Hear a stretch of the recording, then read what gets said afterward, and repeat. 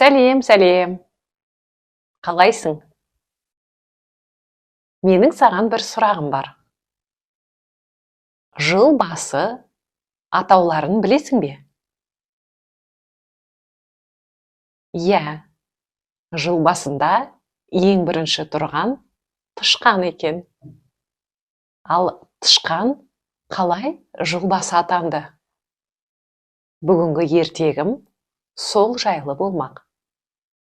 Экранға жақында құлағыңды түріп тыңдай ғой. Ертегімізді бастайық. Жыл басына таласқан хайуанаттар. Бұрынғы ерте заманда хайуандар жыл басы болуға таласыпты. Жылқы айтыпты: мен алысты жақын қыламын. Күшімді болса көреді, сүтімді болса ішеді. Қылымнан арқан, жіп еседі. Адамға менен пайдалы мал жоқ. Жыл басы мен боламын. Хо-хо-хо дейді екен. Сонда түйе оған: сен адамның жұмысын істесең, өз құлқының үшін құл болдың. Мен сен көтере алмайтын ауырды көтеріп, неше айшылық алыс жерлерге барамын.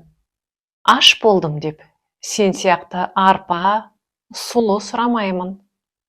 Көде болса көде, жусан болса жусан жеп, не кез келсе соны қорек етіп, табылса су ішіп, табылмаса шөлде де шыдап жүре беремін. Жыл басы болу маған лайық, дейді маңғазданып. Сиыр мө деп мөңіреп алады да: адам егін ексе, жер жыртса, мен керекпін. Олар сүтімді ішеді, құрт майымды жейді. Жыл басы болу маған лайық, дейді екен. Мен болмасам, қазақ үйін немен жабар еді? Жүнімнен киіз басады, жабағымнан киім тігеді, арқан, жіп еседі.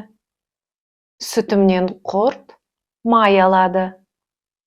Шаруаға менен пайдалыларың жоқ. Мә депті қой.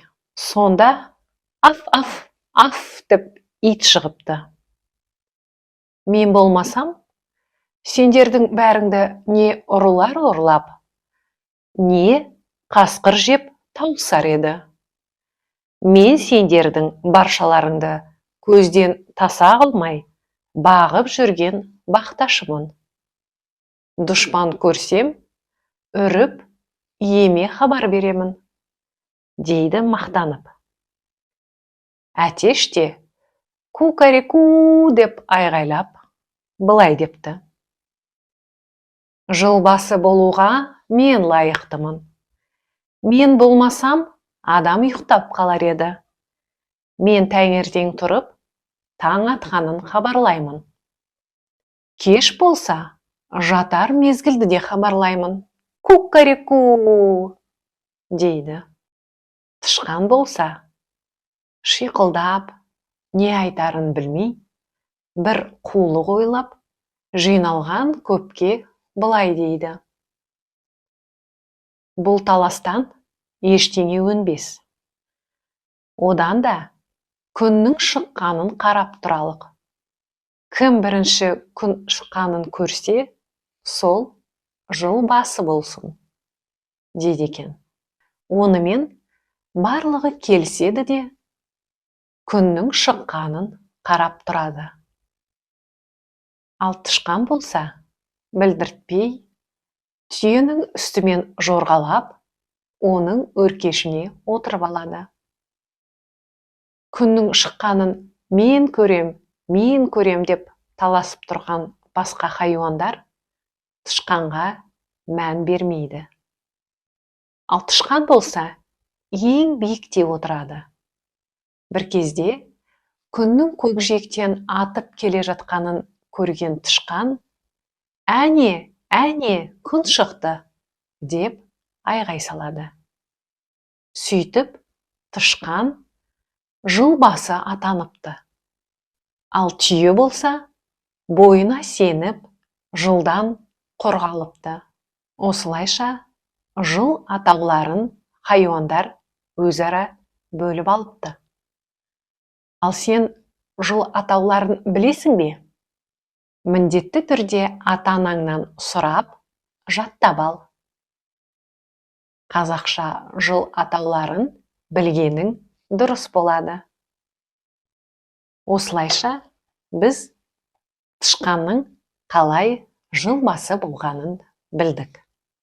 Өте қызық ертегі, солай ғой. Ал жақсы, бүгінгі менің ертегім аяқталды. Қош сау бол.